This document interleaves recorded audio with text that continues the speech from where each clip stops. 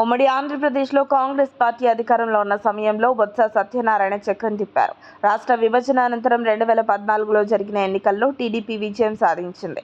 ఈ సందర్భంలోనే కాంగ్రెస్ అభ్యర్థిగా చీపురుపల్లి నుంచి పోటీ చేసిన బొత్స సత్యనారాయణ ఘోర పరాజయాన్ని మూటగట్టుకున్నారు. ఆ తర్వాత కాంగ్రెస్కు గుడ్ బై చెప్పి వైసీపీలోకి చేరారు. 2019 ఎన్నికలలో చీపురుపల్లి నుంచి విజయం సాధించి మంత్రి పదవి కూడా దక్కించుకున్నారు. జగన్ తొలి, మలి క్యాబినెట్లలో స్థానం దక్కించుకున్న అతి కొద్ది మందిలో బొత్స ఒకరు. ఇక 2024లో జరిగిన ఎన్నికల్లో సైకిల్ స్పీడ్కు తట్టుకోలేక బొత్స చీపురుపల్లి నియోజకవర్గం నుంచి పరాజయం పాలయ్యారు. వైసీపీ కూడా ఘోరంగా ఓడిపోయి కనీసం ప్రతిపక్ష హోదా కూడా దక్కించుకోలేకపోయింది. అయితే ఫలితాల తర్వాత పార్టీతో సహా తాను పరాజయాన్ని మూటగట్టుకున్న అనంతరం బొత్స కొంతకాలం వ్యూహాత్మకంగా సైలెంట్గా ఉన్న బొత్స ఇప్పుడు తన రాజకీయ చాణక్యం చూపుతున్నారు. టీడీపీ బాస్ చంద్రబాబుపై పొగడ్తల వర్షం కురిపిస్తూనే తమ పార్టీ అధికారంలో ఉన్న సమయంలో సరిగా పని చేయలేదని చెప్పకనే చెప్పేస్తున్నారు. టీడీపీ అధికారంలోకి రాగానే పింఛన్ సొమ్ము పెంచి జూలై 1వ తారీఖు నుంచి అందించడం అభినందనీయమని పొగడ్తలు గుప్పిస్తున్నారు.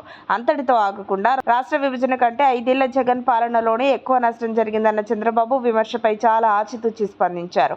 ఆ విషయం రాబోయే రోజుల్లో తేలుతుందన్నారు. అంతేకాదు అధికారంలో ఉన్న సమయంలో వైసీపీ నేతలు, మూకలు తెలుగుదేశం కార్యాలయాలపై జరిపిన దాడులు తప్పేనని బేషరతుగా అంగీకరించేశారు.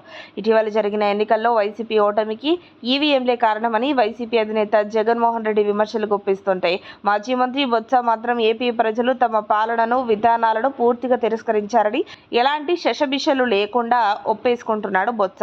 ఇప్పుడు ఇలా టీడీపీ అధినేతను పొగిడేస్తూ సొంత పార్టీ అధికారంలో ఉండగా తప్పులు చేస్తుందని, పాలనలో విఫలమైందని ఒప్పేసుకోవడం ద్వారా త్వరలో వైసీపీకి గుడ్ బై చెప్పి సైకిల్ ఎక్కడానికి ప్రయత్నిస్తున్నారా అన్న అనుమానాలు పరిశీలకులలో వ్యక్తమవుతున్నాయి. అయితే బొత్స తెలుగుదేశం గూటికి చేరాలనుకున్నా అక్కడ ఆయనకు స్థానం లేదని టీడీపీ శ్రేణులు గట్టిగా జవాబిస్తున్నారు. అయితే చంద్రబాబును పొగిడి జగన్ తప్పిదాలను ఎత్తి చూపడం ద్వారా రానున్న రోజుల్లో చంద్రబాబు తనను ఇబ్బందులు పెట్టకుండా ఉండొచ్చని ఆయన ఆశపడుతున్నారని పరిశీలకులు విశ్లేషిస్తున్నారు. మరి బొత్స టీడీపీ గూటికి చేరికపై అయితే అధికారిక ప్రకటన రాలేదు, ప్రచారం మాత్రమే జరుగుతుంది. మరిన్ని అప్డేట్స్ కోసం మా కాయ్ టీవీని సబ్స్క్రైబ్ చేసుకోండి. మా వీడియో కనుక మీకు నచ్చినట్లయితే లైక్ చేయండి, షేర్ చేయండి. మీ విలువైన అభిప్రాయాలను కామెంట్ బాక్స్లో తెలియజేయండి.